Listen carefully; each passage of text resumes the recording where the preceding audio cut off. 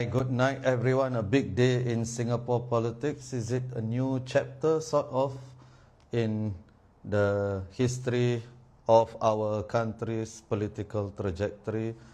So, welcome to episode 126. And I know that I said I would be away from the scene. I would disappear for 5 years. Well, I wasn't serious about that, of course. But I did think that I would disappear for a bit more.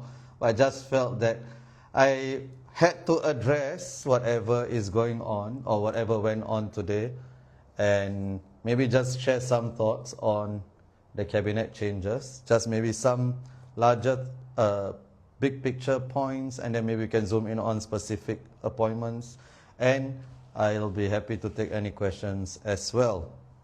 So firstly, I think that before I go delve into specific positions, I wanted to make two larger points first. One is, if you look at the overall changes in the cabinet, I would say that mostly, don't worry, we'll get to Masagon, don't worry. But let me just make some points first before we jump the gun. So the first point is, a lot of people were saying or were expecting there to be radical change and so on. For me, the cabinet is not entirely conservative. It's not super conservative, but it's also not radical in any way, shape, or form. So it was somewhere in between, where you saw significant changes, but yet overall you would say, okay, it wasn't groundbreaking in many ways. And you shouldn't expect that to be the case. I remember I said this the last time there was a cabinet change as well. The PAP is not a party of radical change. It's a party of gradual, not radical change. And it also ties back to an institution, which is the way the party is structured. So the PAP has what is called a cadre party structure. So you do not join the PAP, right, as a cadre. You can join as a member, but only, again, if you are invited, right? You are basically invited to join the PAP. The party chooses you. You don't choose the party. So what this means is, the party is able to ideologically be coherent because you control the membership of your members, of your cadres. Therefore, everybody tends to think along the broad strokes, at least, they are very, very similar in ideology, in a lot of ways. And their ideology, so this has always been the case, they do not do those kinds of big radical changes. So that's the first thing. So whenever we think about whether it's a new PM, old PM, new PM, even if it was Chan Chun Sing or Ong Ye Kung, it wouldn't have mattered, because this is the way that the party is structured. This is how the party behaves. So we shouldn't expect there to be radical changes just because there's a new PM.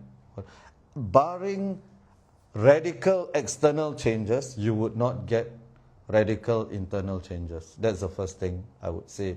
The second thing is, it's also extremely clear where the power centers are now within the party. So not just PM Lawrence Wong, but he also said that the four people, the senior ones now in the cabinet, and he excluded, of course, as in, if we exclude Lee Hsien Loong from this, so it will be DPM Gan Kim Yong, but the three coordinating ministers especially. So Minister Shanmugam, of course, he still, a lot of people were thinking, won't he? But I was always certain that he was going to remain in the cabinet.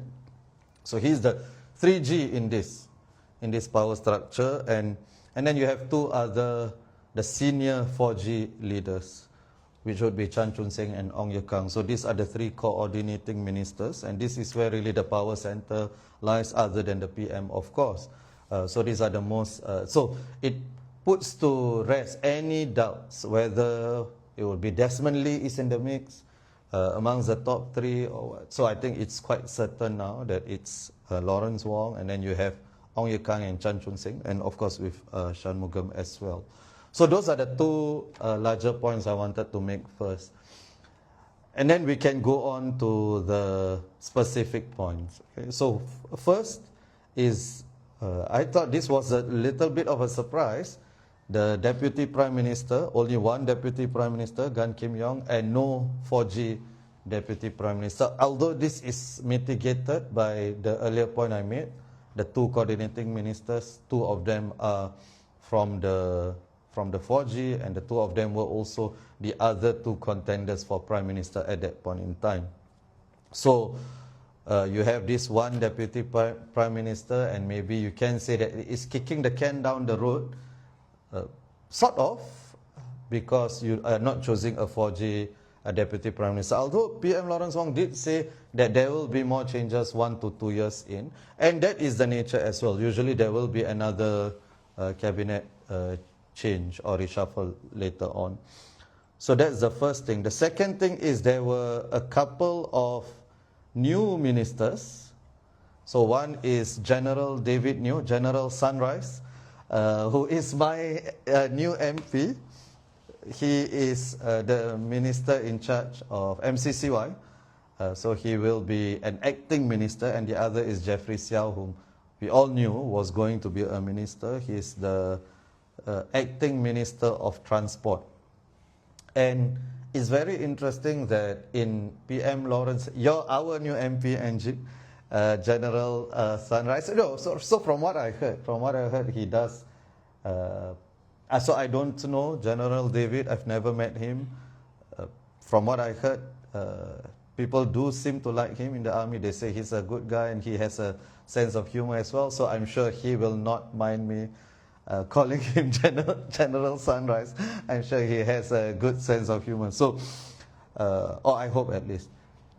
So these two, and especially for Jeffrey, when PM was saying that we will talk about, so when he was talking about Jeffrey, he said that, I think it was the only one in which he described it this way, that, oh, the journey will be difficult because Minister of Transport, right, is where people retire, right? It's one of the most difficult ministries. So the PM actually said it's going to be a difficult ride and so on, but I have no doubt that he will be doing well. So that's something to watch. So for the two of them, clearly these are the two, you can say, if you're thinking ahead, the 5G leaders, right? Amongst the 5G leaders, these are the ones who are ahead at this point in time. But of course, it doesn't mean everything, because if you go back to 2011, there were a few people that were front runners to be PM amongst the 4G that were touted as the potential PMs. And you had Tan Chuan Jin, Chan Chung Sing, Ong Ye Kan. None of them is the PM now. One of them is not in politics anymore. And even before whatever happened, he was already not a minister, Tan Chuan Jin. So even though these two, you can say they have the advantage, but it doesn't mean that so it's going to be a long road. Who knows whether they'll perform, whether they will not, and what else will happen with the other new office holders, or maybe next election, some of them will lose and there's going to be a new one. So a lot of things will happen and can happen. So there's a question here. Can you comment a little on the office holders who were demoted? I would say probably from the cabinet there is one specific one, and that would be Minister of Muslim Affairs, Masagos, who had to relinquish that position, but I'll get to that later on. And there were some office holders who probably people were expecting them to be promoted, and maybe they were expecting themselves to be promoted as well, but they didn't get promoted. So we'll get to that as well. So that's the second point. The second point was about the new ministers. And the third, I would say, would be the promotion, if I could say now. Of course, if you ask the government, they will say all ministries are important. All ministries are important, of course, but some ministries are more important than others. And I see Chan Chun Sing getting promoted from MOE to Ministry of Defence, and of course the coordinating minister, and Desmond Lee as well. So from MND to Ministry of Education, right? So if you think about the big five ministries, right? Defence, Finance, Foreign Affairs, Home Affairs, and Ministry of Trade and Industry. So big five, and then I'll put number 6 as Ministry of Education, and then everything else is below that. Of course, every ministry is a good ministry. Some ministries are better than others, or more important than others, I suppose. And this is really interesting because does this cement Chan Chun Sing as the number 2 amongst the 4G? I would think so. I would think so. As Zuni says that you were beginning to like Minister Chan as education minister. Interesting, my wife said that as well, and many other teacher friends of mine have been saying that. And I do think that he actually did pretty well as Minister of Education. So we'll see. I think it does cement his position as the number 2 amongst the 4G. And Desmond Lee, who PM described him as having quiet but effective leadership, which was, I thought, quite pointed, and that was the description that has been given by a lot of people who know Desmond Lee as well. Okay? So that's the third point, the promotion of Chan Chun Sing and Desmond Lee. Right? So others, the fourth point I wanted to say is the 2 longest serving ministers in their ministries, Vivian and Shanmugam, they held on to their ministries. And this is significant, I think. One, I do think that probably the Ministry of Foreign Affairs is quite suited for Dr. Balakrishnan, and I think he thrives in that ministry.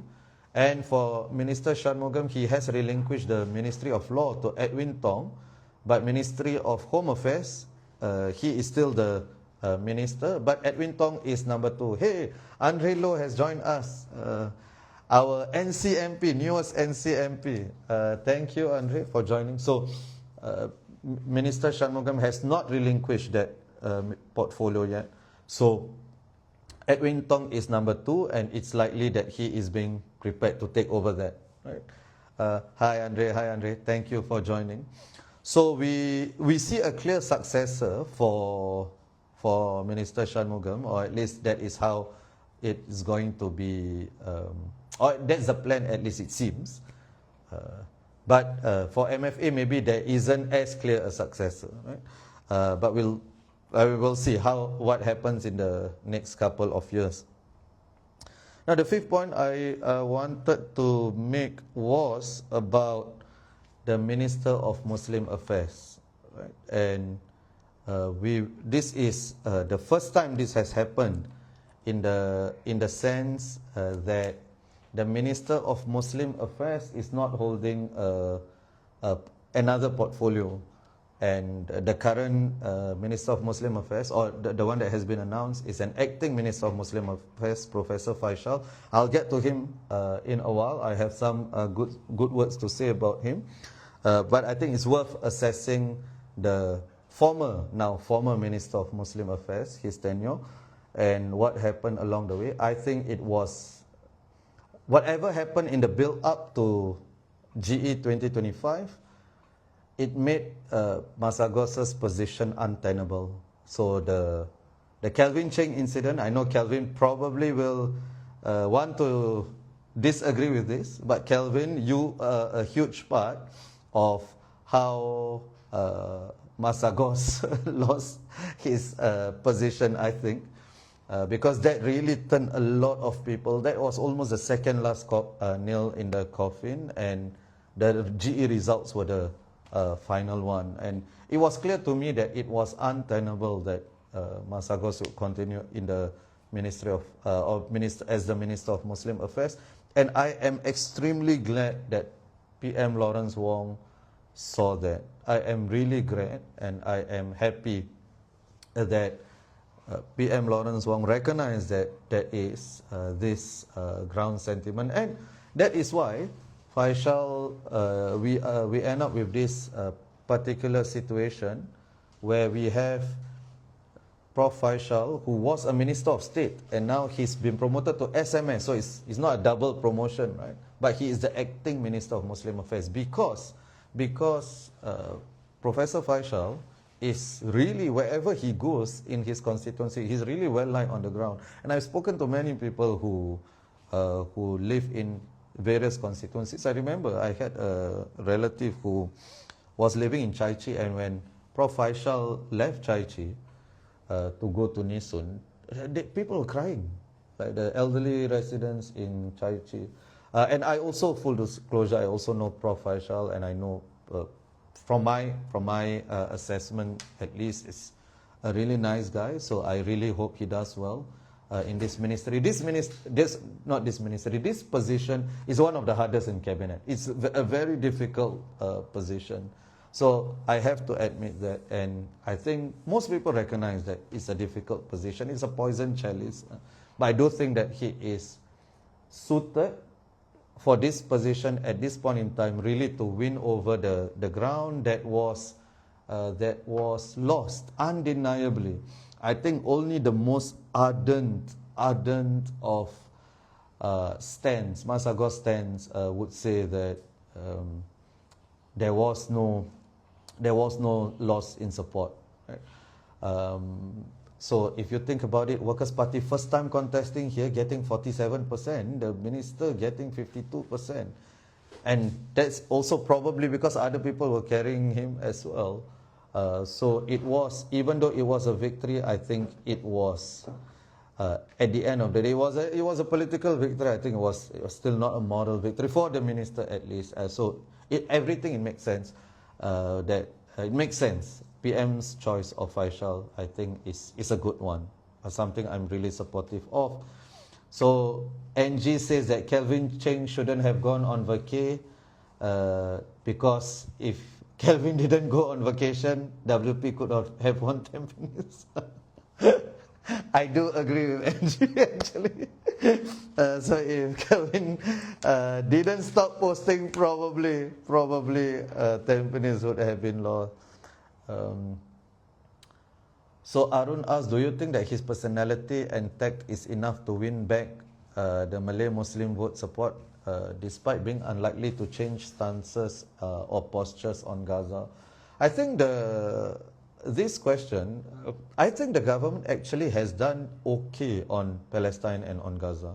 I think they've done all right on it. Other than a few blunders here and there. One of the blunders was the Kelvin Cheng thing, right? And the liking of the post and then the unliking and Masagos's initial tepid response and whatever transpired later on.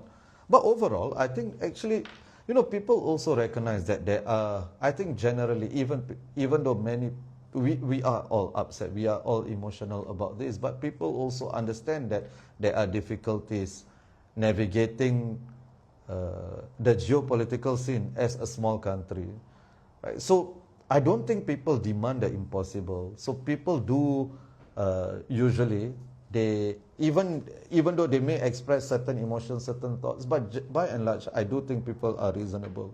It's just that I think even the bare minimum, in the case of the Kelvin Cheng incident, the bare minimum wasn't met.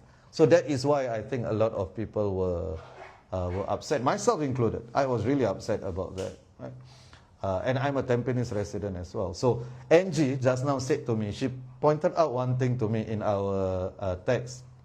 She said that after 2011, so I'm going to credit her with this. So after 2011, Mabautan won, but he was dropped from cabinet because of the results in Tampines, as with everything else as well.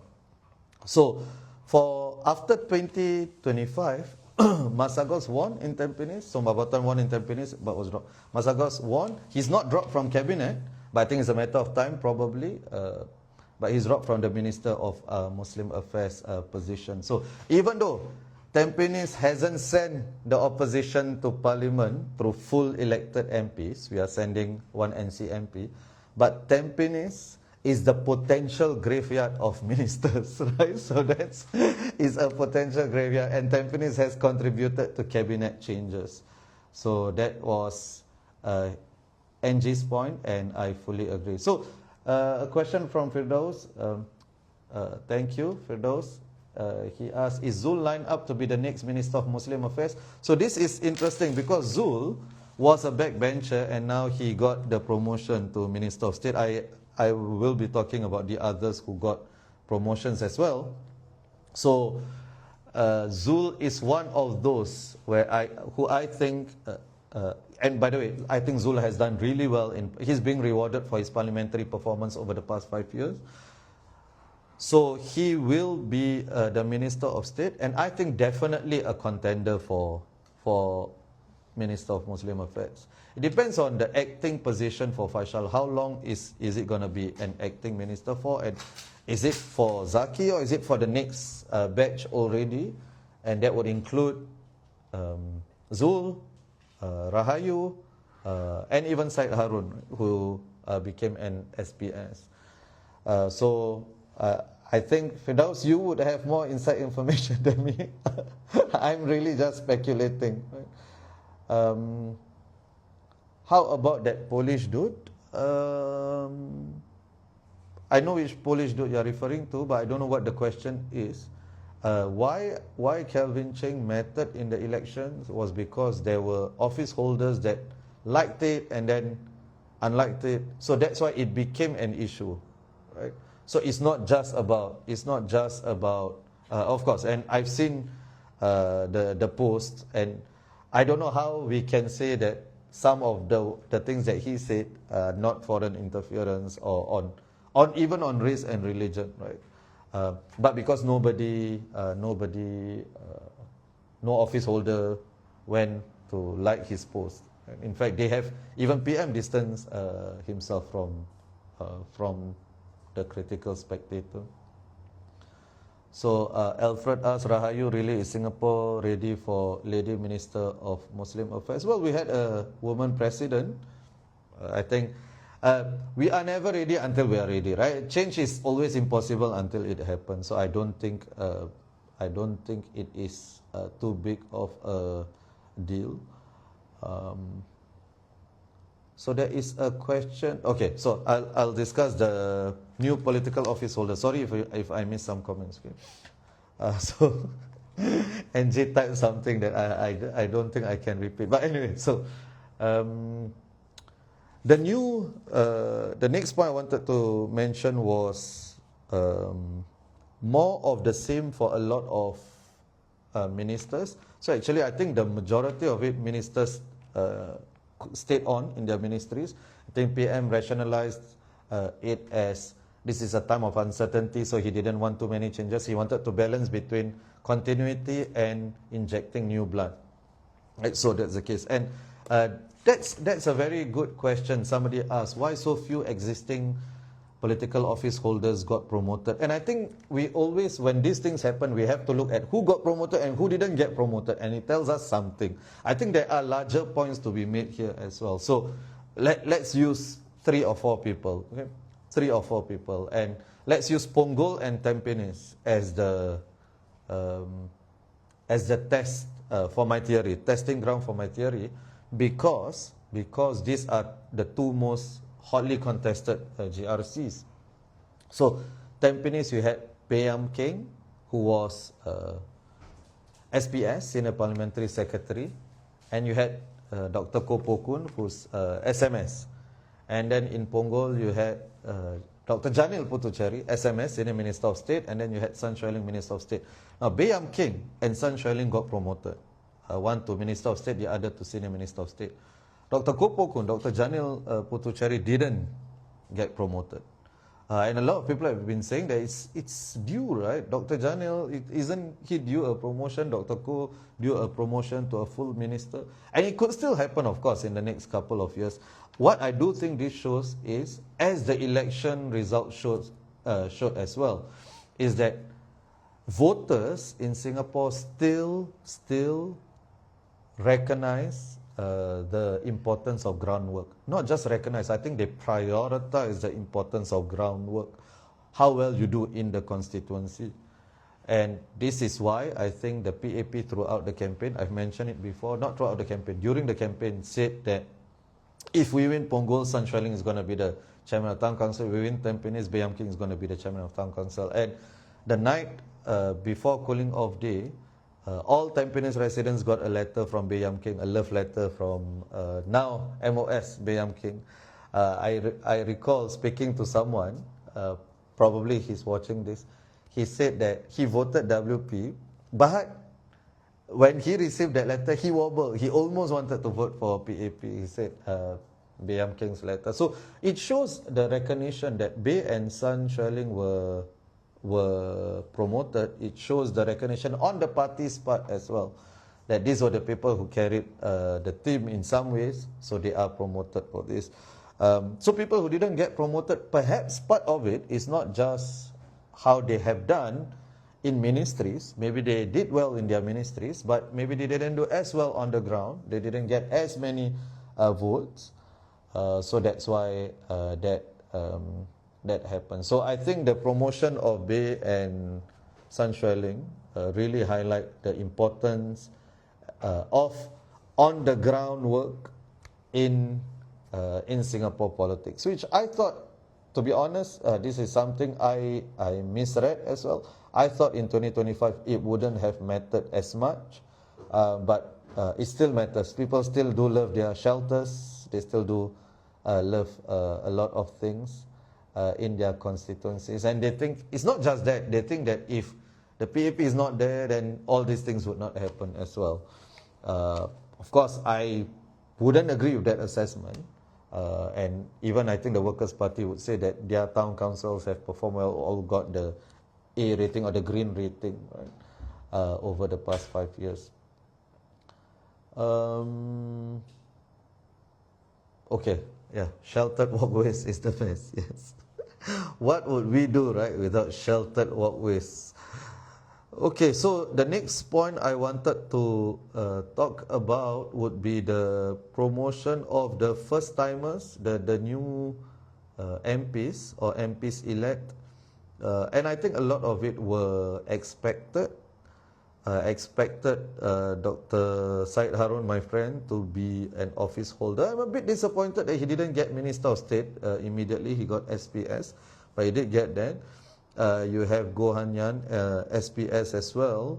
So other than the two acting ministers that I've already discussed just now, and you have Dinesh, who I expected as well to be to be an office holder, and he got Minister of State. And then the people I mentioned. So this shows that PM clearly has renewal 5G in mind as well.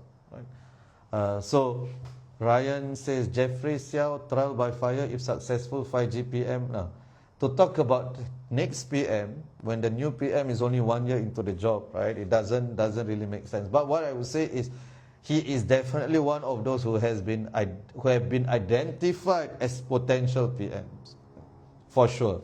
Together with others, of course. I'm sure the PAP wouldn't put all its eggs in one basket. So he has been identified as one potential leader of the 5G. But we cannot say that, oh, this, if he succeeds, he's going to be 5G PM, right? Yeah. So I already talked about Vivian just now, Danny. So Firdaus says groundwork is a useful indicator of competence because it is not as easy as it looks. So perhaps, and I think definitely Singaporeans value that. That's what the election results show. So I don't think there are major surprises other than maybe we would have expected people like Alvin Tan maybe to be promoted, but didn't happen. You would have expected maybe SMS Zaki to be promoted, or hasn't happened yet.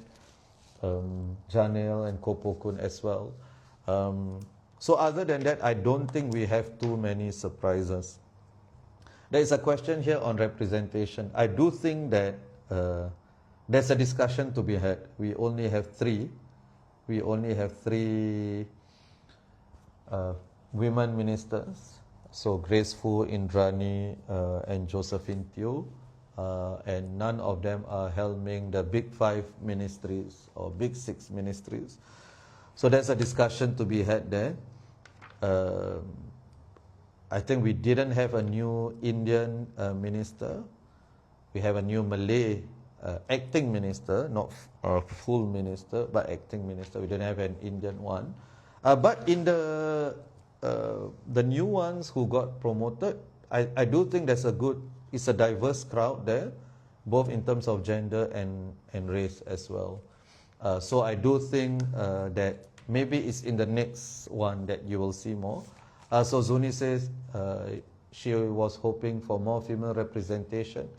Well, it's not, I don't know whether the lack of female representation in cabinet is due to the inertia against radical change, right? I don't know whether that is the case, or how many. So just now I was asking, my friend was telling me that, oh, there's no new Indian minister, but who amongst the batch that realistically could have been minister? It was only Janil who was in line to be. So it's only one. So if one is not promoted, you cannot just say that. Because we also don't want somebody to be promoted just because of their race, right? So I don't think we can see that. Or we don't want people to be excluded because of their race and gender. We don't want people to be included just because of their race and gender as well, right? So having said that, I do think 3 ministers, that is not a good number. 3 women ministers. We definitely, as the party which is in charge and as the party that is the thought leader, the party should force the issue.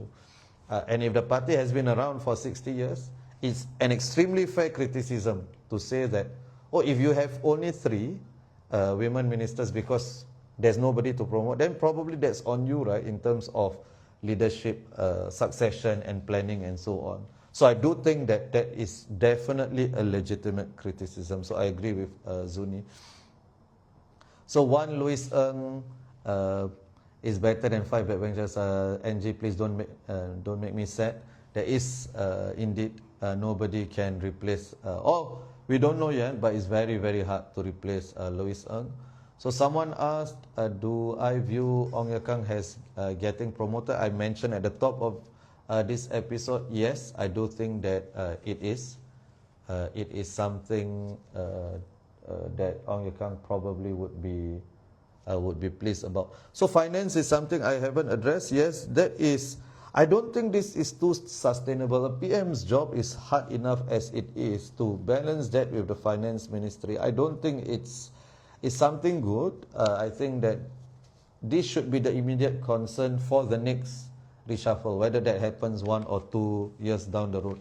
I think everything else you sort of have a plan already. I think the finance ministry, I think Indrani is the second minister, right? So which PM did point out as well. So by the way, this question, right? So I just wanted to address, somebody said, who else would do finance though, right? So this question is asked for everything, about almost every single meeting. Oh, who else can do this? Who else can do this? First of all, there will be other people who can do it. There will always be people who can or will do it. But secondly, that is also on the party, right? To ensure that there are people who can do it. If you're going to say that, oh, there's only one person fit for one job, right? Then there's clearly something wrong somewhere already. So of course, I think I like Lawrence Wong as finance minister. I think he did excellent as finance minister. I'm just saying that having PM, holding PM and the finance ministry, I don't think is sustainable. At the very least, it's not ideal, right? So Arun says the new activist MPs Yin Sho and Eliza, whether they perform more like Louis or more like Kerry remains to be seen. Indeed, I also don't know. We will see over the next few years. So I did want to mention one thing as well, and if there are questions, I'll take it.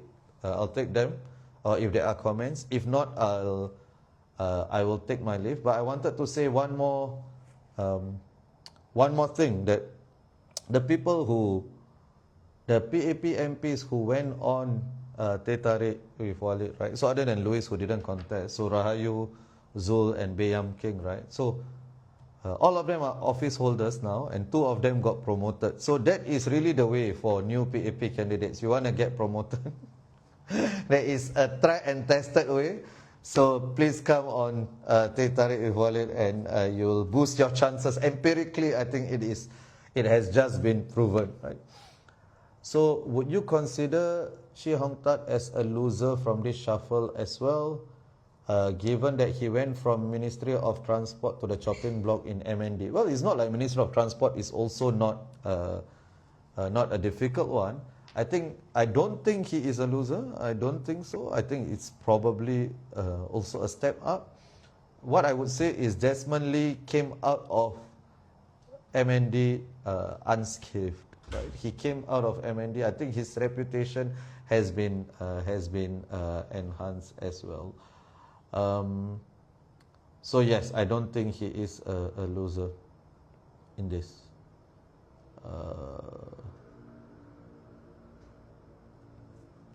Okay, Jumblatt must have pada someone. So if not in Parliament, go Teh Tarik. Can we come POH? Yes. Yes, Phil, definitely. If you want to come, on, people who want to come on, definitely boost their chances of becoming POH. Also, PPP 2024-2024, correlation is not causation. Yes, as General David has reminded us, just because the sun rises when you wake up doesn't mean that the sun rose because you woke up. Right? So thank you. Correlation is not causation, but I'm just going to assume it's causation, okay, in this case. And if there are no other... there is one question here in the questions section. You guys cannot see this, so by Glazy Donut. Why do Muslim affairs need minister, but other religions don't need? So this is a bit not complex, but the answer is a bit nuanced. So in the sense that there is a religious council for Muslims that is guaranteed in the constitution. The parliament, the legislature has to provide for an Islamic council, right? Because of the articles 152 and 153 of our constitution. Article 152 pertains to the indigeneity of the Malays, and therefore it is the duty of the government of the day to protect the cultural, economic, religious rights of the Malays. That's Article 152. And then Article 153 is about provision of a council, a religious council, Islamic council. So actually the Constitution doesn't mandate a Minister of Muslim Affairs position, but the Constitution does require an Islamic council of sorts, a MUIS, so MUIS is a manifestation of it, but it can be some version of this. The Constitution does require that.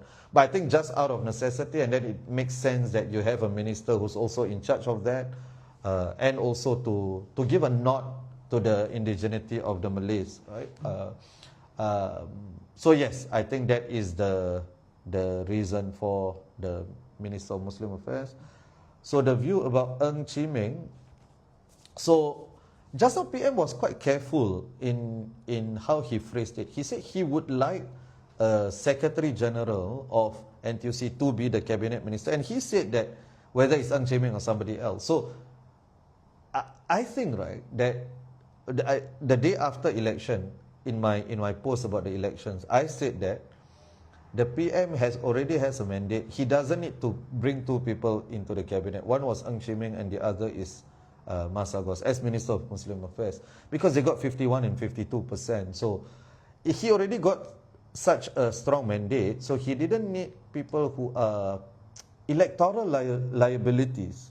So I thought that didn't need to happen, and true enough, he has not brought them into cabinet, right? So I don't see, I mean, of course, people may have short memories and things may change, but at this point in time, if you ask me, it doesn't make sense for PM to force the matter and have Ng Chee Meng back in cabinet later on. It could be that maybe later on there's a different SecGen of NTUC or something.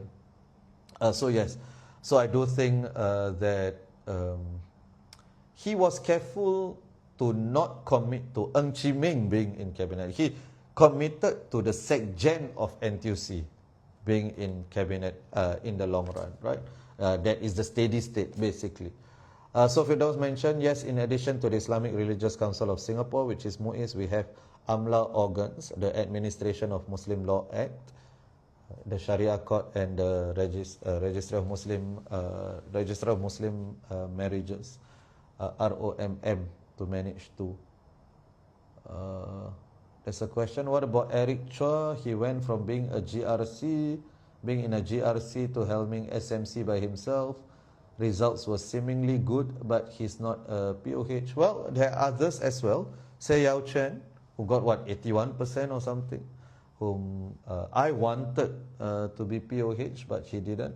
And there are limited positions, of course, but still, it is one of the highest highest amount of first-timers assuming POHs as well. So clearly, he has more than an eye. PM does, and more than an eye on the future. But you can't promote everybody. So I guess the decisions had to be made, which is why some people missed out. So yes, I think that is about it. So I'll just hang around for maybe 2 more minutes. I just say some things, and if there are questions, I'll just say. So at the end of the day, elections have consequences. Elections have consequences, and this is one thing that we must, as a society, I think we must really remember this, and remember that for our elections, our votes are really sacred. They are sacrosanct, and we must really put a lot of thought into our votes and what are the messages and the signals we want to send. And it's clear, I think there are a couple of messages that people, Singaporeans, send to the government. One is people still trust the PAP, and I think second one, people like Lawrence Wong. I do think it was a victory for Lawrence Wong as much as it was for the PAP. But third, I also think there is, just as there is a flight to safety, the PAP is a safe choice in 2025. There is a flight to quality as well. People do want a strong opposition, a quality opposition, not just any opposition, which is why the WP did well as well, which is why Andre will be going in and as NCMP as well. So the WP actually has improved on its performance in terms of the seat numbers, because it got the 2 NCMPs as well. But of course, that's relative. NCMP is relative to other people's performance. So these are the messages that people wanted to send, but other messages as well, which is some ministers are not as popular as others. Some people, maybe people don't want them as ministers. So we do, those messages were sent, and I think it is to the PM's credit that he received those messages loud and clear, and which is why we see what I said about Ng Chee Meng and Masagos. I think I must really just emphasize the fact that PM put Faisal as the Minister of Muslim Affairs. I think that is a good move. It shows that he is listening. He's listening. So so there's a question here on predicting whether there'll be a new DPM in the next cabinet reshuffle. That is some time away, so we'll get to that whenever that is closer. So there's a question here: must Lee Hsien Loong really still be in cabinet? Actually, I don't really have a problem with the concept of senior minister for a couple of reasons. One is it does make sense for the PM to have counsel. It does make sense from a previous PM. But secondly, also, this is good to have former prime ministers invested in the current government. I think it makes sense, and I think the best example of this, or the counter example of this, would be in Malaysia when Badawi took over, and Mahathir was the one who anointed him. But Mahathir was outside, and he felt like he didn't have any more influence, so he started causing trouble for Badawi. Right? Of course, Mahathir is a unique character. I think there is no Mahathir equivalent anywhere. There is no Mahathir equivalent anywhere in the world. But you can say that just in terms of the institution, it does make sense politically, and also it makes sense as the senior statesman, especially international relations. You've developed a lot of personal connections. It does make sense for the Prime Minister to tap on these things. So I don't really have a problem with that. So the question, since all previous Muslim Affairs ministers are full cabinet minister, is it safe to say that Faisal will potentially be a full cabinet minister in the next reshuffle? Probably. I see that as the trajectory, but who knows what happens. in the next couple of years, right? All right, so exciting times, and the other thing I just wanted to say is important for us to continue to politicize ourselves. The political process doesn't begin when the writ of election is issued in the next 4 to 5 years. The political process begins now, right? Or it has started already. We should continue to politicize ourselves. I still get great numbers now, and that's wonderful. I don't know whether I will still get great numbers in a couple of months' time, when maybe the enthusiasm for anything political has waned. So I do think it's important for us to continue talking about politics, continue putting pressure on the government, calling out the government when they do something wrong, calling out the opposition when they do something wrong, praising the government or the opposition when they do something right. So basically just continue to be involved, right? Organizing, being involved in civil society and doing whatever. Because, as I said, elections have consequences, but to really, really stretch the value of our vote, we need to prepare ourselves in the 5 years, right? So to ensure that we are really steeped in the political and electoral system. Calling out the media too, definitely. We should continue to call out the media. Thank you, Simin. Yeah, so there's a comment here. It's not really related to the cabinet proposal. So plans to comment on SDP's electoral reform proposal. So I do like the proposals. I do like the electoral reform proposals.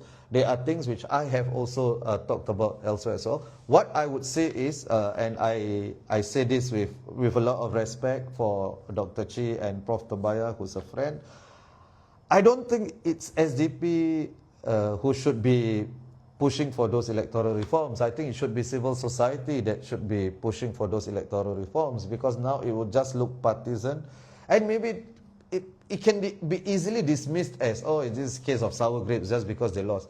Even though the content of what they say I agree with, a lot of it at least, I do agree with.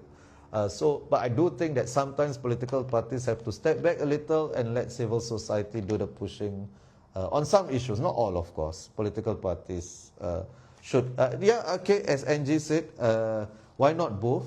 Yes, both can do it. It's just because of that, just the optics of it. And when the opposition does it also, it's far easier for the government to dismiss it as something partisan.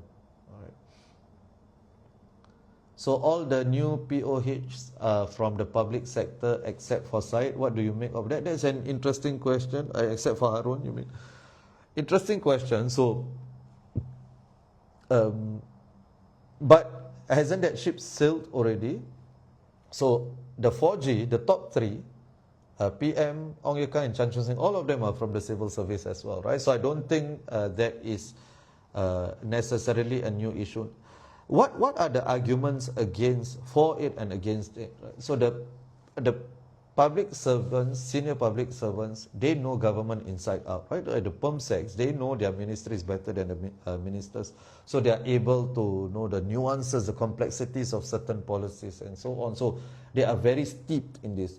So that's good. The downside to that is that if you are in the civil service, you tend to think in particular ways, as opposed to you are more rigid perhaps because you're more SOP, more bureaucratic. So maybe that's the downside to that. So NG says, unfortunately our civil society is still in its infancy. Yes, it's true, but I would say that there's a lot of organizing as well. There's stuff like this now, that we are doing. We are all part of civil society as well. Who in civil society can step up to galvanize enough support? Now, I don't think we should continue to devalue the power of citizens. Right? If we organize well, I think so. For instance, I am, Jotyo, not the minister, the TikToker. Well, she's not. She's a physicist, right? Theoretical physicist who is a TikTok star for the stuff that she does on elections and gerrymandering and so on. And I think that is something that is a version of civil society that went super viral. And I have already talked to Joe that maybe we are right. We hope to write something on electoral reform and so on. And hopefully we can get former NMPs, get organizations to be part of it as well. And then it wouldn't be easily dismissed as partisan. Right? Not that the government will immediately accept it, but it's much harder to dismiss it. Right? So if we have Jeremy, we have Daryl, the independent candidates on board as well, then I think we can do it. We don't just have to think of change as coming through partisan politics. That's an important avenue, of course, perhaps the most important avenue. But there are avenues of change outside partisan politics as well. That is what I would say. So I think this is a good point made by Firdaus. He said, I do believe under PM Wong there is legitimate space and potential for civil society to grow. I agree with that. And I would say perhaps the best thing that came out of the election is because PM Wong has gotten such a strong mandate that he can say to doubters, whether it's within his party or outside his party, look here, I promise this consultative, open governance and government, and the people reacted to it. So this is the only way to go. Right? So we cannot go back to old school of hard knocks politics, going after the opposition because it didn't work. So or maybe Firdaus and I are being too optimistic, but it's always good to be hopeful, right? So that we don't slump into despair, right? We don't go into despair. So all right, I think let's end on that hopeful note. So I don't have any episodes lined up yet, other than Goh Meng Seng, of course.